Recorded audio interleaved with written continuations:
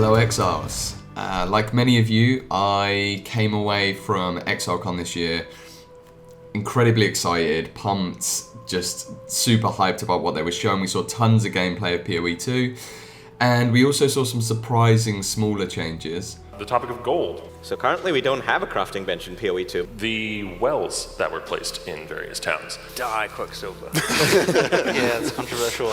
Though overall, the trailer showed some pretty ambitious statements about what GGG's sequel had in store for us, including 100 environments, 600 monsters, 100 bosses, more skills than you can shake a stick at, and plenty more. But what has inspired me to make this video is 36 new Ascendancy classes.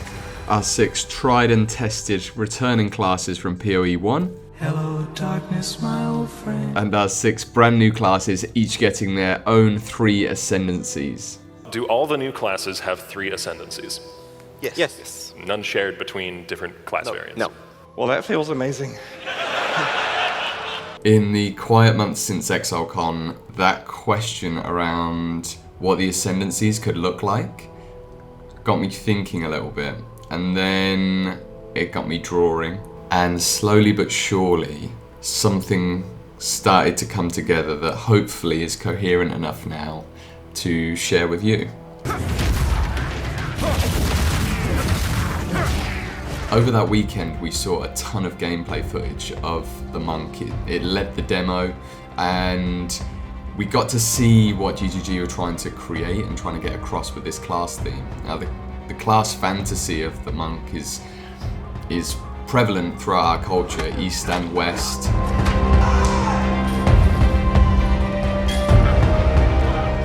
The rich history of the warrior, monk, martial artist archetype is where we're going to venture for our first Ascendancy, a Ascendancy class that I'm calling the Martialist.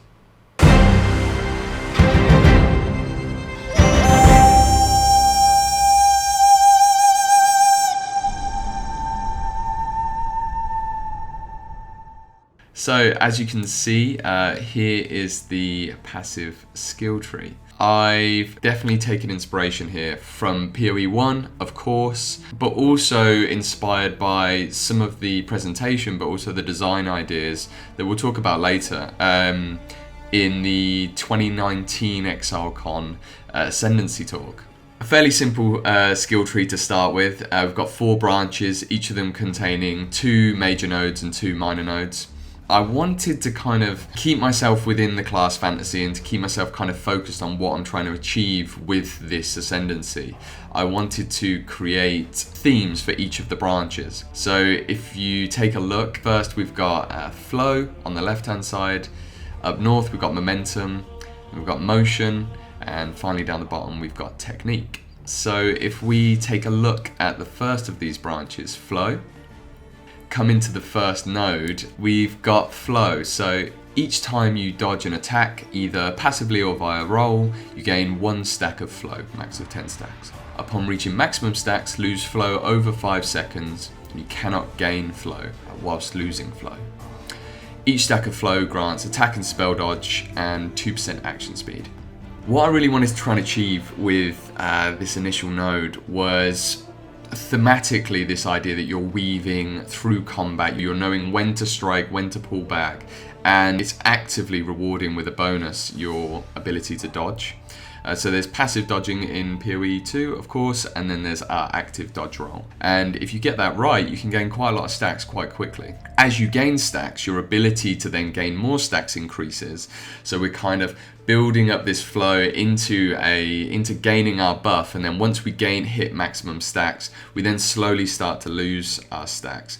So this is creating this kind of nice ebb and flow cadence of increasing speed that we can utilize, but then also when we're losing it, it's not just a static loss, so it doesn't feel too punishing. Otherwise all you would do is try and stay at 9 stacks all the time, right? This kind of takes a lot of inspiration from the elusive mechanic in PoE 1.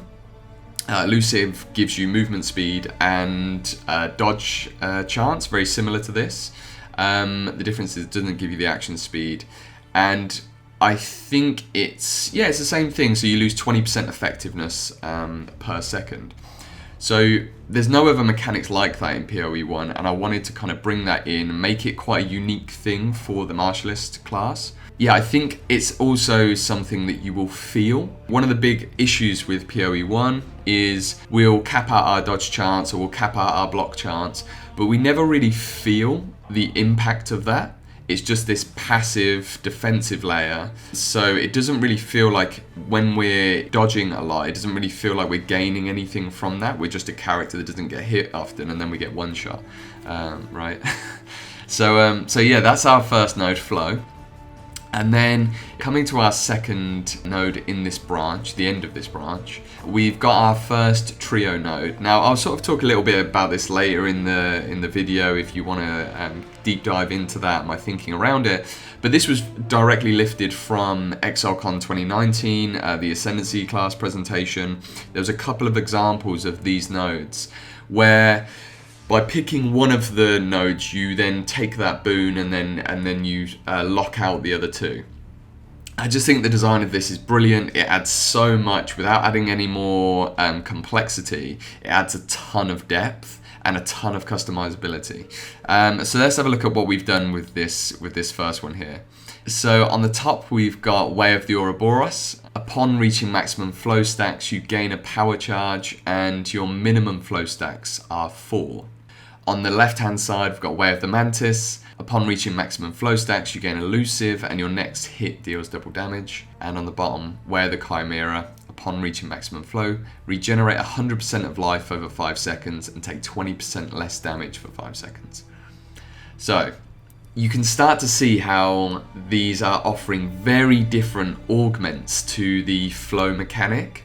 And I love this. I love that you have so much more opportunity to craft your character, fill in sections of your build or emphasize parts of your build that you maybe feel are weaker or you want to triple down on and really go hard into one mechanic. So take Way of the Ouroboros, for example. Not only are we gaining power charges, we're also reducing the amount of flow stacks that we need to gain that tick over, creating momentum in the build. Way of the Mantis. Now this is an interesting one because we're kind of doubling down defensively on our dodge chance. So we're gaining elusive, which is increasing our dodge chance even more. But on top of that, we're gaining a very specific offensive buff of doubling your damage. Now this could be used in things like ailment builds, in slams. You could do anything that you're trying to really get one big hit and charge up to one big hit. Very specific type of playstyle. And then down on the bottom we've got a very defensive node.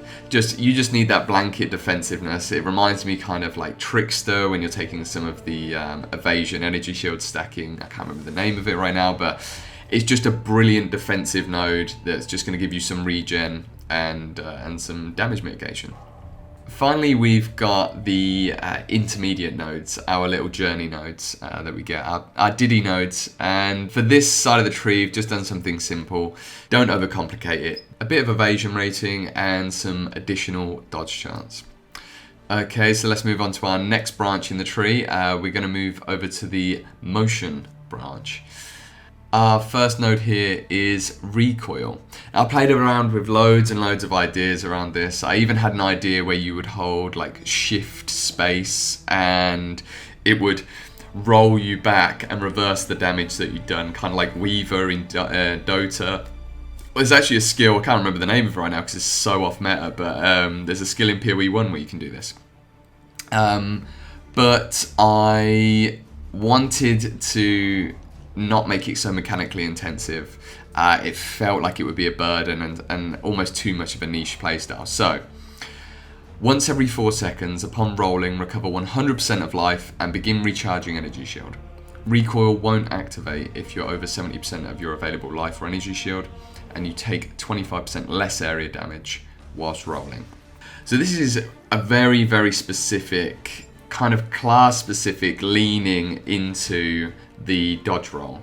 And not only is it a brilliant defensive boon and a proactive defensive boon, something that we know that GGG are trying to lean into, I think the important thing here is that we had to have this caveat of it not triggering over a certain threshold. That number might be played with. Maybe it's 50%, maybe it's 80%. I'm not too sure right now. Or maybe it's even lower. Or maybe it's triggered. Oh, interesting. See, this is where I should have thought about this earlier. Maybe it's triggered when you're on low life, and then your ability to itemize and alter your low life threshold would then create a little bit more craft and a little bit more build opportunity and player agency around this. But yeah, huge defensive boon, and then also that area damage that we can't avoid, well, this allows us some mitigation against that. So just a huge boost to the dodge roll in general. And then what we're going to do is then, similar to the other branch, take this forward and have a look at, okay, how can we augment this dodge roll? How can we augment what we're doing there? And maybe customize it a little bit further. So starting off on the top left, we've got Distract. Dodging an enemy with roll blinds them for 8 seconds. Blind has 100% increased effect. And with enemies nearby, rolling takes 30% less time. Let's hold on the rolling takes less time part for a second and just look at what's on offer from the 3 different options. So we've got blind on the first. Weave. Dodging an enemy with roll increases your action speed by 12% for 4 seconds. Their action speed is reduced by 24% for 4 seconds. And coming down to feint, dodging an enemy with roll guarantees your next hit against them crits. They are unable to crit for 8 seconds. So here again, really flavorful, interesting options, I think, where we're choosing, do we want to lean into defensive? What kind of defense do we want to create? There's a little bit of offense and defense in a lot of these. But if we take, for example, Weave, it's kind of like a little temporal chains effect. And I love that. I love the idea that you're, through proactive action, through dodging, you're slowing your enemy and creating more opportunities. If we think about the gameplay trailers when they were rolling through a boss's attack, well, that's going to give you, maybe it gives you half a second more, maybe it gives you a second more before they then get into their next cycle of attack. Really powerful, really gameplay focused, which is again what I'm really trying to do and create with all of these, so that they're not just passive things, you're actually feeling them in the gameplay. Feint, I think a really interesting one as well. Dodging an enemy with roll, it reduces their crit for 8 seconds. So this is quite a lengthy debuff, and essentially nullifies crit from anyone that you're actively engaged in. But it guarantees you a crit. So there's a trade-off here. Is do you want to roll crit? Well, you're probably reducing your attack speed effectively, massively. But if you're leaning into a slam style build, or this one huge crit multi here, well then maybe you stack your crit multi and you're doing this all the time, and it's a completely different kind of playstyle rhythm, the cadence. Finally on these, I want to talk about this node that runs across all 3. I couldn't find a very clever way to present it, but with enemies nearby, rolling takes 30% less time. Now, the important thing here is it has to be near enemies, otherwise you're just going to roll your way through maps, and that is definitely a playstyle that I don't think any of us want to do, and they do not want us to do that. That being said, the 30% less time, I think this is just a huge boost. Now, they said that there are things on the passive tree that can affect dodge roll. So this is a multiplicative bonus on top of whatever those increases or decreases might be. And I think that this is really important because it adds something that maybe there's nothing else like this in the game bar a couple of niche uniques, which would be really interesting. Dodge roll uniques, especially for leveling, right? So this then reduces the overall time that you're rolling, and again, really incentivizes this dodge roll gameplay, which feels so appropriate to the monk. Our small travel nodes, our in-between nodes for this side of the tree are again an evasion rating increase, but also a movement speed bonus. Alright, let's head north now, up into momentum. So this is the first time that we see a duo node. Now, exactly the same principle as the trio nodes. Sometimes it's just much more appropriate to have 2 options. There's 2 compelling options that I could come up with. And it also offers a chance to maybe not overcomplicate the trees by having trio nodes everywhere, too much choice. And I don't want to just put things in there for the sake of it. So here we've got 2 options in our duo node. This tree is called Momentum, and it's all about building these charges and gaining that momentum and then spending it. On the left-hand side here, we've got Inhale, +1 to maximum power charges, and then we get 44% chance to gain full power charges upon gaining 1. On the other side, we've kind of got the flip of that mechanic. So we have another +1 to our power charges, but then we gain a 33% chance to lose no power charges when spending 1. So it really depends. There will be use cases for both of these, but I love giving that option where do you want the bonus feeling of, oh wow, I've just gained all 4 power charges in 1, wicked, like I'm just gonna, now I'm watching out for that constantly and I'm gaining charges quite rapidly to try and trigger that. Or do we want that feeling, you know, very similar mechanically, but very different feeling of, oh, I've just done this huge attack, oh wow, I can double that up instantly and do another huge attack. So again, the cadence will be slightly different and the play style, it will feel quite different to play. And interesting, you can kind of play between the 2 of these. Let's move up to our end of the branch here, Duality. This one I think is really cool.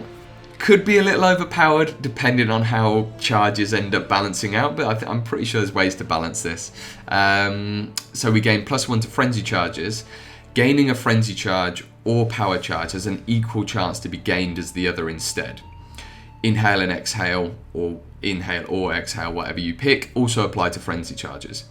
So this is, first off, taking the node that we've already gained before and then giving it an additional application. So we're making that feel like it's really relevant and it's not redundant.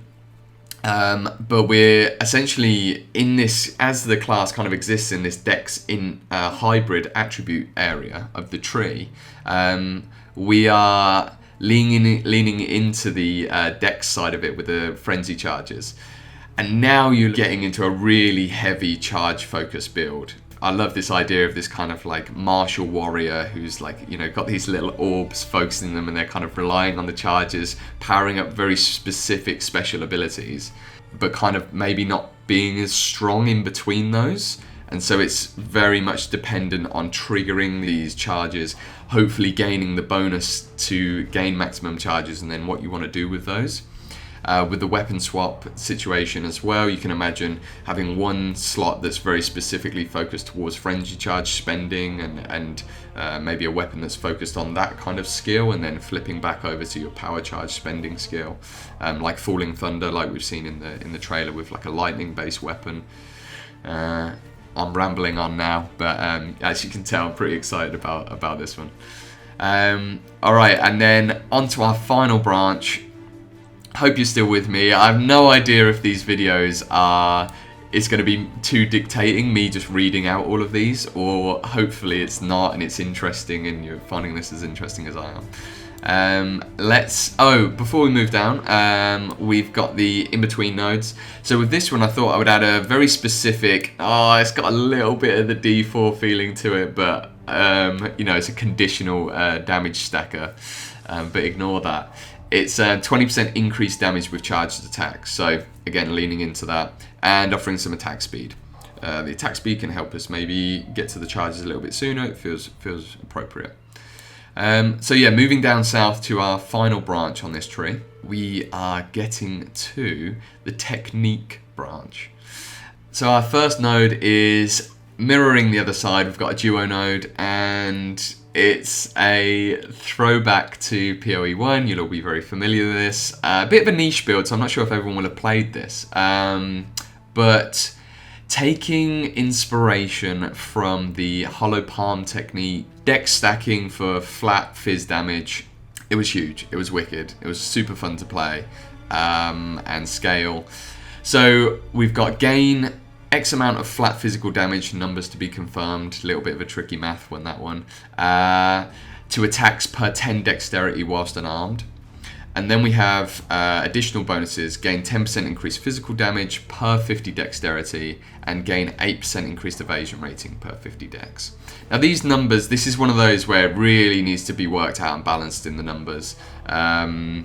really difficult one to get exactly right.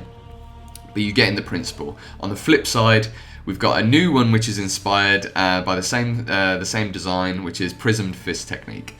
And this is exactly the same kind of thing, except this time we're looking at elemental damage. So gain X flat elemental damage of a contextual element to attacks. Now, I want to touch on this contextual element thing. It's not the best name for it, but I think this could be a really cool new design space, a new kind of way to approach these random elemental damage bonuses that we'll be seeing hopefully through quite a few of the Ascendancies. What I mean by contextual element is I think that the way the element should be chosen is not randomly rotating through, because that puts you into quite a tricky position. And that does have its cases, kind of like Wild Strike or Elemental Hit and stuff.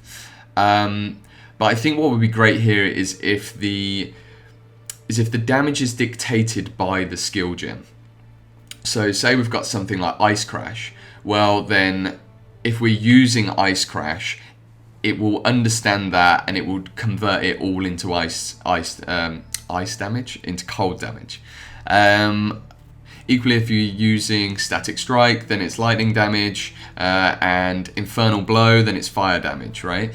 And it understands, and then maybe even, there's certain skills that are cold lightning mix. I can't think of any off the top of my head, but then it understands that and it splits it, or it rotates through those two. That can be decided, that's up to GGG, but I think it's a really cool idea.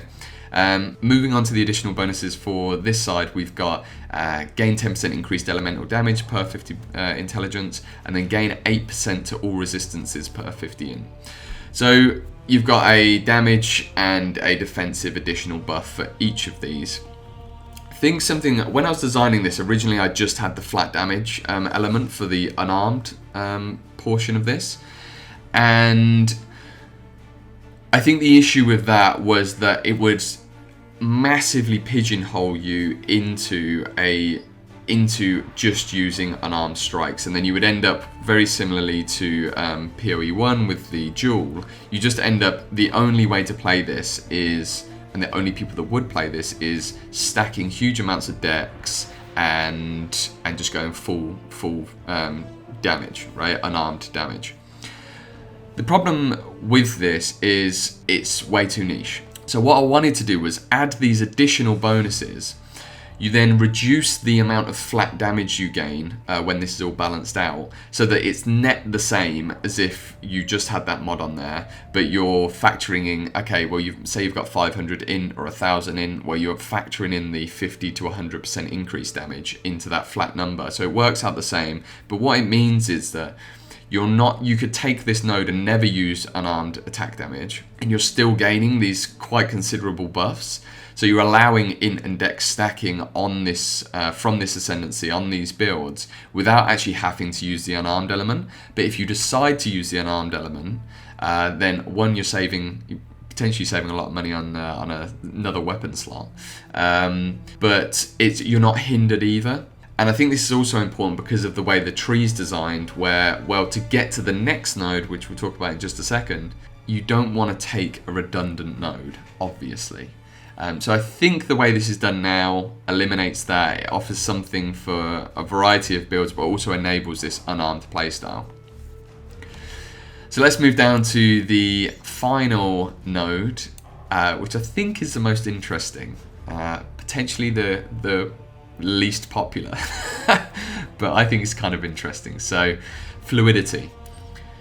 Switching weapons is instant, and 10 additional passive points are converted to weapon set passives. Additionally, you gain 5% more damage for each time you've switched weapons recently, up to 15%. Now, these numbers on the bottom here, maybe that's up to 20%, maybe it's up to 25%, whatever the parity of power of these nodes works out to be. But I think the interesting part about this, of course, is the start of it. So one, switching weapons is instant. We know there's a bit of a cooldown on switching between weapon sets. I'm sure there'll be other ways to mitigate this.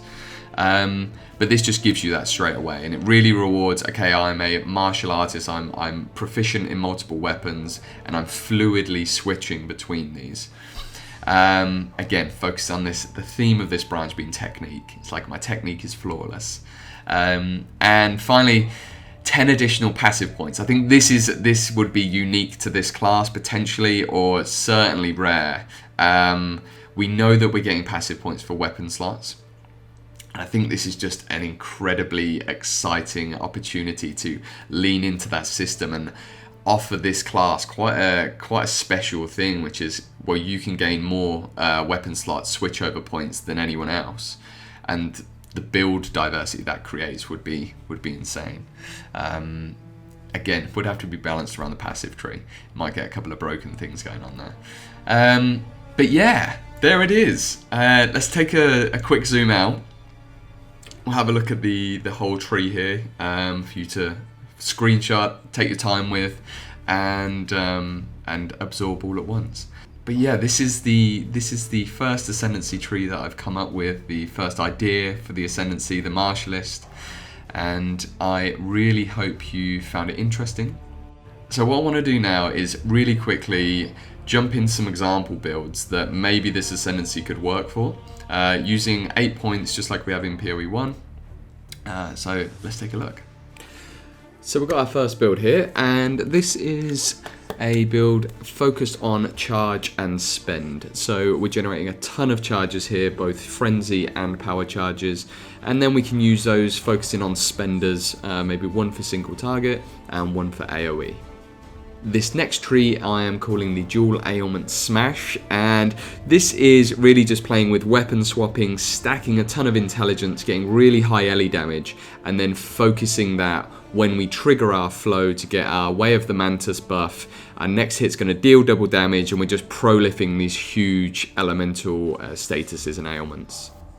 Finally, we've got a much more high regen, mobility, defensive focused tree here, and this is super simple. Way of the Chimera is giving us a ton of defense, and then heading up into the mobility section, we're getting all of those benefits to our dodge roll, as well as slowing the enemies massively with weave. So we're approaching the end of this video. Thank you so much if you are still watching this. Before I jump into a few comments around some more of the broad thinking and design ideas that I had when coming up with this tree and the trees like it that I've got in the works, I just wanted to say thank you for your interest. I am absolutely not a game designer. I have no expertise in this field. I just really like thinking about this stuff. Like most of us who are Path of Exile players, I spend half my time in Path of Building. And I love artwork. I've always just made artwork as a bit of a hobby. And now with like AI tools and photo bashing stuff together and painting over and sort of doing some animation work, as you saw for the hero art piece for this class, I just really enjoy that. I have a great time doing that stuff. And making something that just gives back to the community that I have been a part of for, I don't know, like 8-9 years, I think, since Crip sort of decided to jump into the game and convinced me, and I'm sure a lot of you, to wash up on the beach and get crushed by Zeri.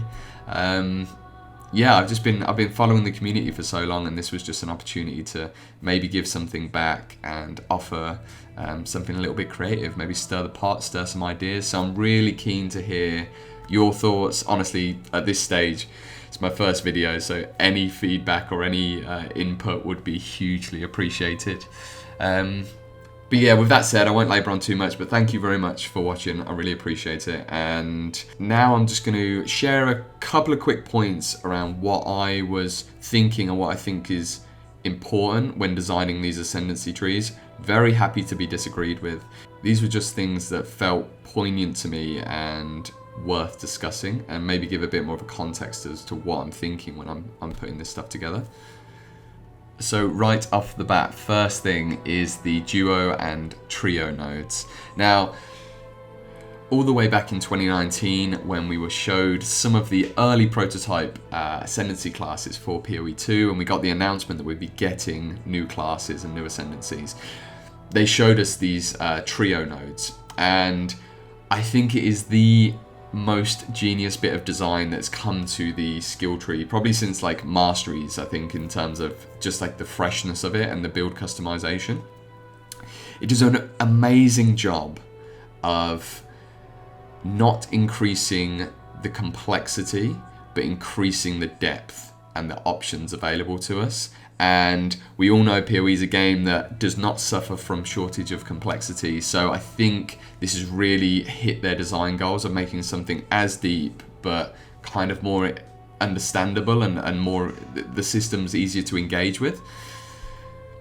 The really powerful thing I think about these is that it allows you to offer more nuanced ways to fill in the gaps in your build as you're going through the campaign. So maybe you get to a certain point and you realize, oh, actually I need defense right now. Okay, well I can respec out of that. And they've already said that they will be slightly cheaper to respec. And so it allows that granularity, whilst not from their point of view, and maybe I'm wrong here, but I think this is a huge quality of life thing for the designers, which is they then don't have to worry about the combinations of all of these from a balance point of view. Because once you pick one, it's locked off. You can offer 3 very powerful options in a trio node that together would break the game, that would be overpowered, that couldn't be allowed to be balanced for. And so it creates a whole new design space where you can offer things to the player that are exclusive. They're mutually exclusive from one another. So you select one and then it locks off the other. That's just a huge quality of life, I think, from a design point of view, and it offers us great choice. So that's the first thing. So the second thing is kind of carrying on from the first point, which is about just offering a huge variety of choice. I think the trio nodes and the duo nodes do that a lot. But I think more broadly, even beyond that, with the static single nodes, is I wanted to make sure that we are thematically creating something that is appropriate to the class and feels special. And when you're playing it, it feels different mechanically. I've laboured this point a bit earlier, but I think it's really important. We want it to feel like I'm playing that class fantasy, not just insert most powerful option here. On top of that, however, there is a really important option that makes PoE such the special game that it is. It makes it so appealing from a build point of view, which is we need to have it not too specific mechanically from the numbers point of view and the actual like stat mechanics, that a huge variety of builds can be created within each Ascendancy class. So for example, it's the distinctions between attack, hit, spell. Are we allowing this to be used for spells? Okay, well then that's going to create a very specific kind of set of options, as opposed to if it was only for attacks. And I think trying to just make that as broad as possible, whilst keeping the character and the theme intact. It really is, I think, a difficult balancing act. And it's something I've tried to tread carefully, and I'm sure I've got it wrong in places and will get it wrong in this series. But yeah, I just wanted to know that that's definitely on my mind. It's so important that we have options and interesting ways to play the Ascendancies, just like in PoE 1. The third thing is a very, very boring but important point, which is I've created these trees with the assumption that we have 8 Ascendancy points. Just like in PoE 1, we get our 3, and then later in endgame we get our 4th one, and they're kind of like a fairly consistent cadence. Yeah, I would say so. So the trees allow for 8 points to be selected, and they have enough nodes on them where you're still making interesting trade-offs and choices. But that being said, we did have a little tidbit of information that I will play now. So for acts 2 to 4, there's a thing specific for that act that you will do for ascending, and we'll announce what those are later. So as you heard there, Jonathan's talking about 3 opportunities to ascend, acts 2, 3, and 4. Now, I think we've got a 7-act campaign. That's not confirmed because it was said in 2019, but the game's changed a hell of a lot since then. But we don't know if there's going to be another opportunity to gain those last 2 Ascendancy points somewhere in the end game. I think that would be really interesting. I think having that cadence where you gradually get more powerful with your ascendancies quite early on, and then you have this kind of goal of getting your sort of uber ascendancies, like we did from the Uber Lab. I think that's a really exciting prospect.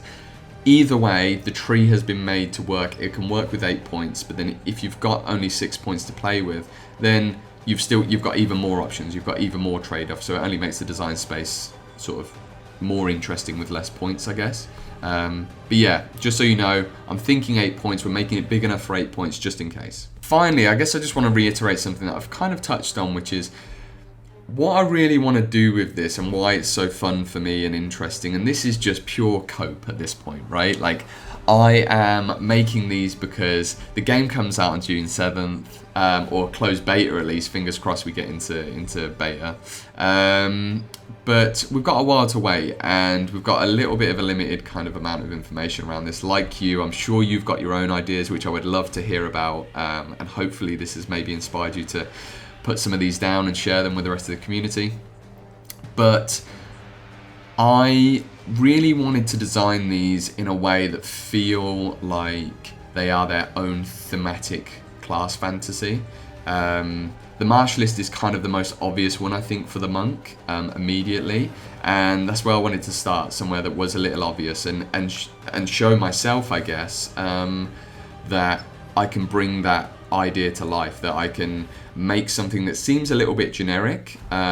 It would be like, you know, the warrior having a specialization of fighter, you know, or weapon master or something. It's like, okay, like, sounds quite obvious, but then even within that, could I make something that was interesting and had a kind of its own theme to it?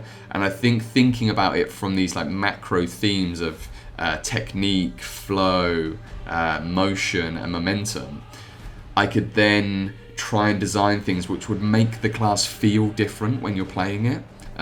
I know I've already said this, but I just want to really reiterate that. Like, that's what I'm trying to achieve here. I'm really curious to see if you think I've managed to do that. And so yeah, that's it. That's the video. Thanks. If you've watched this long, then you truly are a legend. I really appreciate you, and I'm glad that one person has decided to watch this video. I'm not expecting much, but like I said, I've just really enjoyed doing it. So I will be doing some more of these. I've already got a few in the pipeline. I would be curious to hear what classes and class ideas people have. There's definitely quite a few blanks. I've got some ideas for sort of all of them, but I am very much open to changing or merging, hybridizing ideas. I think this could be like a really fun sort of community effort and stuff, so really keen to hear your thoughts. And yeah, hopefully you've enjoyed it. It's my first YouTube video, guys. Yeah, cheers.